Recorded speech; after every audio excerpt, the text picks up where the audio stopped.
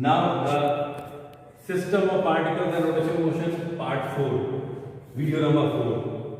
Moment of a force as a turning effect of the force, that is torque. Turning effect of the force, that is torque. Now turning effect, now just to see one very simple, this is a door. अब इस दरवाजे में हम देखिए इसको बोलते हैं hinge. What is this? Hinge. And अब इस दरवाजे को हमको खोलना है. जैसे ये मान लीजिए बंद है तो हमको इसको खोलना है, ओपन करना है. तो अब दरवाजे को ओपन करने का क्या तरीका है? एक तरीका है हम यहाँ पर प्रेस कर रहे हैं, दूसरा तरीका है यहाँ पर प्रेस कर रहे हैं, फोर्स हम अप्लाई कर रहे हैं, और तीसरा तरीका हम फोर्स अप्लाई कर रहे हैं ऐसे, दिस वे. अब पहले देखते हैं हम अगर फोर्स ऐसे अप्लाई कर रहे हैं ये डायरेक्शन में, तो ये नहीं खुल रहा है, ओपन नहीं हो रहा है. दूसरा तरीका हम यहाँ पर अप्लाई कर रहे हैं फोर्स, यहाँ पर हम फोर्स अप्लाई कर रहे हैं, बहुत मुश्किल से थोड़ा सा मूव हुआ.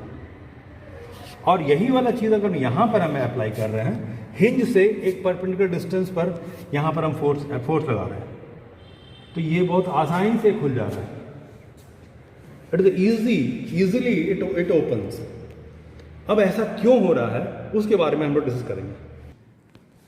Now the same thing here, the door is there, is a hinge और एक्सिस ऑफ रोटेशन. हम यहाँ पर फोर्स अप्लाई किए थे हिंज पर, तो बहुत मुश्किल है दरवाजे को खोलना. अगर हम फोर्स ऐसे अप्लाई किए थे along this particular direction of the door, ऐसे अप्लाई किए थे, it is very difficult to open the door. लेकिन अगर हम यहाँ पर फोर्स हम अप्लाई किए थे तो it is easier to open. तो इसका मतलब हम उतना ही फोर्स अप्लाई कर रहे हैं, लेकिन इजी क्यों हुआ? इजी इसलिए हुआ कि ये एक्सिस से अगर हम ज्यादा डिस्टेंस पर फोर्स को लगाते हैं, that the turning effect of the force it becomes more. So turning effect of force is larger if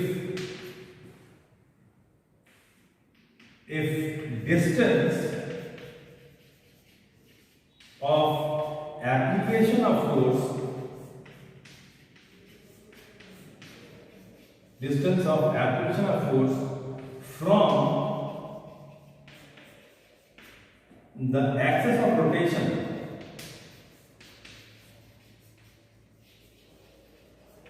is large. ये डिस्टेंस ज्यादा होगा तो टर्निंग इफेक्ट, वही फोर्स का turning effect of force based और ज्यादा लगेगा. That's a very important concept.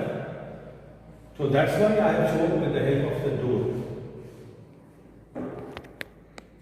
Now, just to see one rigid body I have taken, and this is the axis of rotation. From the axis of rotation, one point I have considered as a P. एक point P को consider किए जो जिसका की position vector R है. ठीक. अब मान लेते हैं इस पॉइंट ऑफ एप्लीकेशन पर, ये इस पॉइंट पर एक फोर्स लग रहा है इंक्लाइन, ऐसे एक फोर्स लग रहा है. ठीक.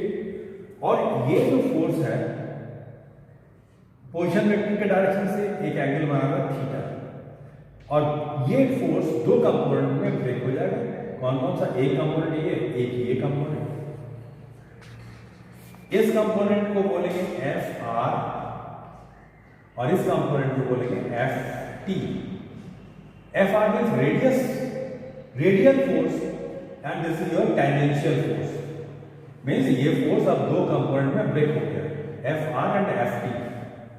अब देखिए इस पर्टिकुलर पॉइंट P को अगर हम रोटेट कराना चाह रहे हैं तो क्या होगा? एफ आर का कोई रोल नहीं है, एफ आर इधर लग रहा है, there is no contribution of F R, but only F T is having the contribution. F T जो है टेंजेंशियल फोर्स, वही इस पॉइंट को रोटेट कर रहा है या इस बॉडी को रोटेट कर रहा है. तो एफ आर कितना हो जाएगा यहाँ पर? ये हो जाएगा एफ ऑफ थीटा, जिसका no contribution in turning, no contribution in turning, turn कराने में कोई कंट्रीब्यूशन नहीं है। और एफ टी जिसका भी कंट्रीब्यूशन है ये हो जाएगा F sine theta, tangential component. ये एक इंपॉर्टेंट कंपोनेंट है। तो ये अब हमको टॉर्क हमको निकालना है। Torque means turning effect of force, torque से नोट करते हैं। तो यहां पर क्या हो जाएगा, हम इसको, इसका मतलब क्या होता है, आर, टॉर्क का मतलब होता है R cos R into perpendicular distance, या F into perpendicular distance, R F sine theta. ये कंपोनेंट है टॉर्क। यहां पर आर इंटू ये tangential component R F sine theta, इसको हम लोग बोल सकते हैं आर क्रॉस एफ। तो टॉर्क का ये बेस्ट डेफिनेशन है, बेस्ट कंसेप्ट है, torque is equal to R cross F. R क्या है, पोजीशन वेक्टर। एफ क्या है, यही वाला है फोर्स। अब फोर्स का एक कंपोनेंट ये फोर्स, इसका कंपोनेंट ऑलरेडी था यहाँ पर एफ साइन थीटा, ये टेंजेंशियल कंपोनेंट के चलते ये टॉर्क हो रहा है। तो यहां पर समझने वाली बात है, एक छोटी सी बात और, कि यहां पर अगर लीनियर मोशन हो रहा है, टॉर्क और ज्यादा कंसेप्ट क्लियर होने के लिए, लीनियर मोशन या ट्रांसलेशनल मोशन है, ट्रांसलेशनल मोशन, ट्रांसलेशनल मोशन, तो उस केस में हम लोग सिर्फ बात करते हैं, अगर ऑब्जेक्ट मूव कर रहा है तो हम लोग फोर्स के बारे में बात करते हैं। अगर रोटेशनल मोशन है, रोटेशनल मोशन जो कि टर्निंग के लिए रिस्पॉन्सिबल है, तो इस केस में हम यही force is the analogous of the torque, यहां पर टॉर्क। रोटेशनल मोशन, ट्रांसलेशनल है, सिंपल हम लोग क्या बोलेंगे, फोर्स। अब ये तो हुआ आर क्रॉस एफ। तो छोटे सेंस में इन कंसाइज बिहेवियर से torque is equal to R cross F, it's magnitude is R F sine theta. अब यहां पर टॉर्क ये क्या है, क्रॉस प्रोडक्ट, इसको बोलते हैं क्या, ये क्रॉस मतलब मल्टीप्लिकेशन नहीं है, ये क्रॉस प्रोडक्ट है। तो इसका वैल्यू होता है आर एफ साइन थीटा, ठीक है। अब ये क्योंकि cross product of the two vectors are also the vector quantity, तो torque is also the vector quantity. अब टॉर्क किधर लग रहा है, R cross F, R cross F, R cross F. हम अगर ऐसे करके मूव कर रहे हैं तो कैसे हमको मालूम पड़ेगा टॉर्क किधर लगेगा, आर क्रॉस एफ। अगर हम मूव कर रहे हैं आर क्रॉस एफ, तो हम मूव कर रहे हैं क्या, anti clockwise, sorry clockwise, clockwise move करेंगे तो डायरेक्शन का टॉर्क किधर होगा, नीचे की ओर। Thumb indicate direction of the torque, torque का डायरेक्शन। ये मैक्सवेल स्क्रू में क्लास 11 में हम लोग वेक्टर वाले उसमें पढ़े हैं। तो torque is equal to R cross F है, तो आर क्रॉस एफ, हम लोग आर ऐसे है और एफ मेरा ये है, तो आर टू एफ जा रहे हैं मतलब क्या, we have to move the screw in this particular manner clockwise. Clockwise move करने से डायरेक्शन किधर होगा, डायरेक्शन अगर हम ये क्लॉकवाइज ले रहे हैं, आर क्रॉस एफ ये क्लॉकवाइज ले रहे हैं, तो टॉर्क का डायरेक्शन ये होगा, नीचे की। अगर यही वाला चीज उल्टा होता तो ये उसके अपवर्ड होगा। सो torque is the product of distance of application of force from the axis of rotation into tangential component of force, means torque is equal to RF sin theta। ठीक, ये आया टॉर्क का मैग्नीट्यूड और direction का बताया R cross F। Now comes the point, अगर कोई पूछता है कि अगर ट्रांसलेशनल मोशन है, ट्रांसलेशनल मोशन है, ट्रांसलेशन मोशन में अगर फोर्स लग रहा है तो object is having linear acceleration. Object में क्या होगा? लीनियर एक्सेलरेशन होगा। लेकिन अगर रोटेशनल मोशन है, रोटेशनल मोशन उसमें अगर टॉर्क लग रहा है कहीं पर, तो object is having the angular acceleration, angular acceleration.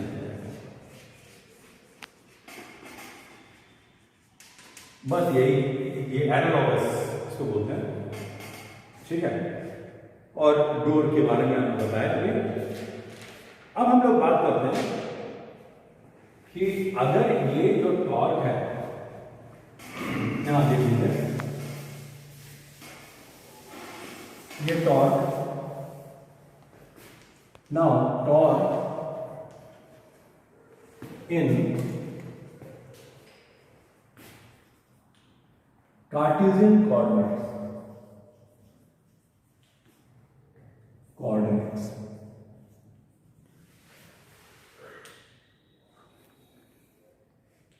मतलब क्या है? मतलब ये है, हम लोग को 3 डायमेंशनल एक्स वाई जेड के कंपोनेंट में टॉर्क को ब्रेक करना है। तो हम लोग मान लेते हैं let R position vector is represented by X I plus Y J. ये हम लोग वेक्टर में पढ़े हैं, रेक्टेंगुलर कंपोनेंट में कैसे रिजॉल्व करते हैं। जेड के आई जे के क्या है? Unit vector. Similarly F force, force जो लगा है ऑब्जेक्ट में, F x I plus F Y J plus F Z के।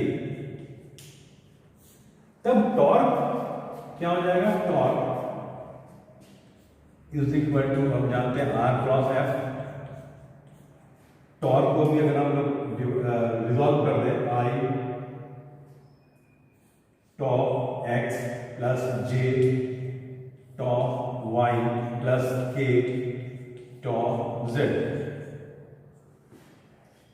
टॉर्क भी रिजॉल्व हो गया 3 कंपोनेंट्स में, और यहां पर क्या हो गया? आर की जगह x I plus Y J plus Z के क्रॉस, क्रॉस हम क्या लिख रहे हैं? F x I plus F Y J plus F Z के, इतना हो। अब इसका क्रॉस प्रोडक्ट यहां देखिए, यह क्रॉस प्रोडक्ट हम लोग पढ़े हुए हैं कि if the 2 vectors are crossed, तो इसका क्रॉस प्रोडक्ट हम लोग कैसे निकाल सकते हैं? यहां पर था लेफ्ट हैंड साइड में जो था, इसका क्रॉस प्रोडक्ट हम लोग याद होगा, मैट्रिक्स या डिटरमिनेंट के फॉर्म में लिख सकते हैं आई जे के एक्स वाई जेड। पहला वेक्टर जो है उसका कोएफिशिएंट हम लोग लिखेंगे, फिर सेकंड वेक्टर जो दूसरा है F X F Y F Z, ये।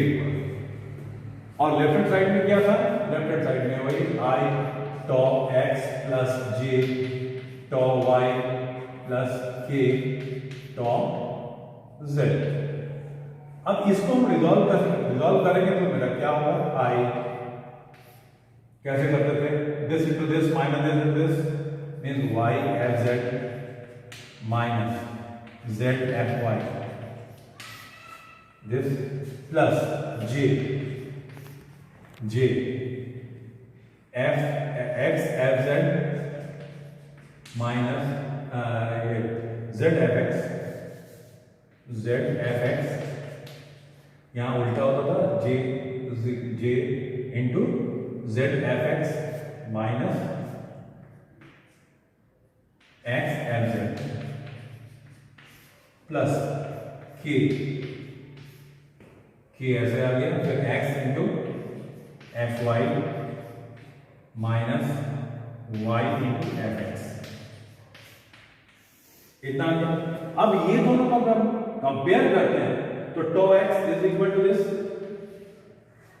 To Y is equal to this, tau Z is equal to this. ऐसे हम लोग इसका कंपोनेंट ब्रेक कर सकते हैं और इसका इक्विवेलेंट लिख सकते हैं कि एक्स कंपोनेंट में एक्स डायरेक्शन में कितना टॉर्क लग रहा है, वाई डायरेक्शन में कितना टॉर्क लग रहा है और जेड डायरेक्शन में कितना टॉर्क लग रहा है।